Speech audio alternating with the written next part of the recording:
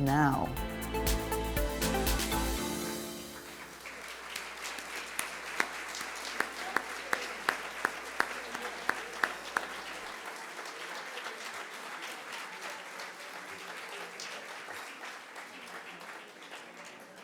Thank you, Steve James. Is that great or what? Yeah.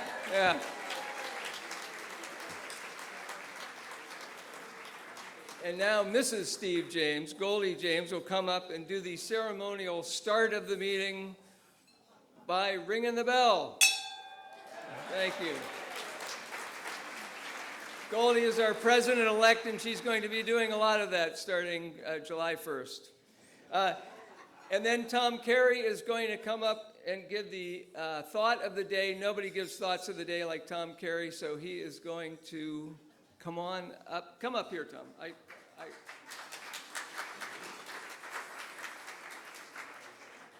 100 is a magical number. Not only is 100 the first three-digit number and a perfect square, but surprisingly, the first 9 prime numbers add up to 100. The first 7 odd numbers add up to 100, and the cubes of the first 4 integers add up to 100. 1, 8, 27, and 64. The Romans elevated the importance of the number 100 when they developed the concept of 100% representing all of something. A Roman centurion was an experienced soldier that led 100 men. The Roman numeral C stood for centurion and century. On Celsius scale, water boils at 100. There's 100 yards in an American football field. And since 1959, when Hawaii and Alaska joined the Union, there are 100 US senators. 100 is a notable number of points for a college basketball team to score. NBA, not so much. Wilt Chamberlain once scored 100 by himself in 1962. People and institutions that last 100 years are notable as well. People that live to 100 start with a good genetic base, take good care of themselves, and have an ability to adapt to change. For a club like Westport Rotary Club, it started with a good idea, a few men who wanted to make their community better, and expanded over the years to expand the definition of community to all of Fairfield County and all of the world. The club lasted 100 years because it had the ability to adapt, and really, let's be honest, because women became part of the club. 100 is a magical number.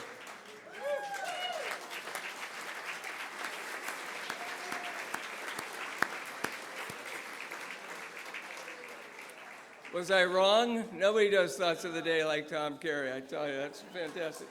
A little housekeeping here. I'm just told that someone here might have picked up some car keys on the table up there for a Jeep, and someone, a helper here, is trying to get home and is looking for his car keys. So if you check your pockets, you have a Jeep car key, that would be great to know that the car hasn't been ripped off and is not gone. So, You've seen a lot of, you've seen the video, you've seen a lot of the history. We're going to repeat some of that history because it's such a good story to tell you about the Westport Rotary Club. But we will say it over and over tonight. Tonight is the exact day, March 7th, 2024, that 100 years ago today, March 7th, 1924, the papers were signed to form the Westport Rotary Club. We were the 1,000, that's right, that's worth it. We were the 1,658th Rotary Club to be formed in 1924. Of those, 90%, or 1,497, remain in existence among the 46,000 Rotary clubs worldwide. Now, it takes a lot to stay in business for 100 years, and part of that is being a very responsible community partner, which of course we are. And that is why, and especially in a very responsible community, and that's why we're so special to have a number of honored guests with us. And I'll start by saying we're pretty overwhelmed that all of you are here. We really didn't anticipate 196 people here tonight, but it's pretty special to see how our tentacles reach out and how people support us as well.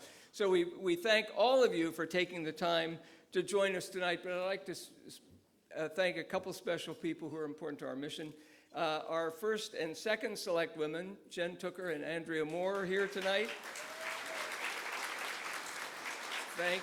And you know what? I've got about 10 more to read, so let's hold your applause till the very end, or we might be here longer than anticipated.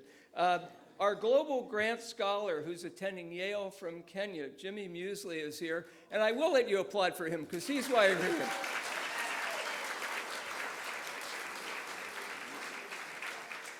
It's really a very special thing to have somebody, a visiting scholar, and that is very much what Rotary is all about. Our Rotary Foundation Major Gifts Officer, Celeste Herbert, is here from Rhode Island.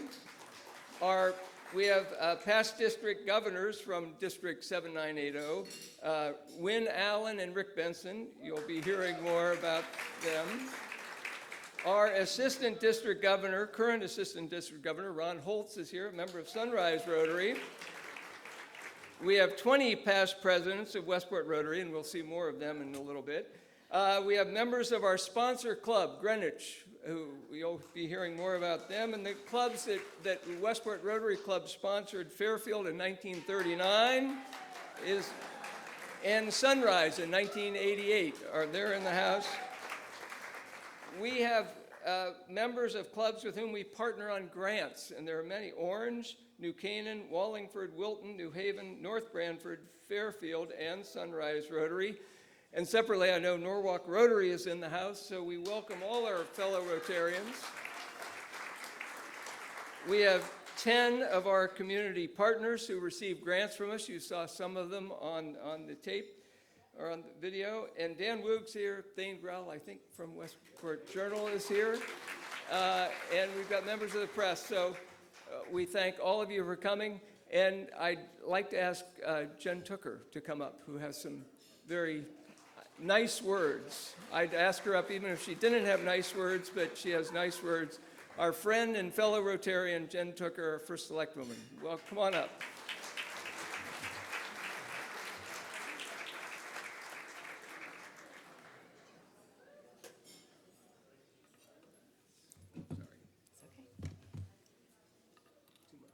Too much stuff. Thank you, Jeff. And how's everybody doing tonight? Great? It's just so fun to be here with you as a fellow Rotarian, as Jeff mentioned. For those of you in the audience that don't know, I am a Sunrise, I'm a Westport, hi Yvonne, a Westport Sunrise Rotarian, excuse me. And before I read something official from the town, I'm actually wearing two hats tonight. I am wearing a hat as your first select woman, but I'm also wearing a hat as a fellow Rotarian, and I thought it would maybe be informative for some of you to know what attracted me to this organization and why I continue to be a proud Rotarian today. So I joined Rotary in 2011, and just for a little bit of background information, I moved here in 2008, so I was pretty much a new resident, still working full-time for Jen Ree down in Stamford. My three kids were ages 3, 8, and 10. And so, you know, many people would say there might have been another way I would have wanted to spend some of my volunteer hours, the few that I had at that time. But everybody has somebody who brought them into Rotary, right? Yeah? Okay. So I had Bill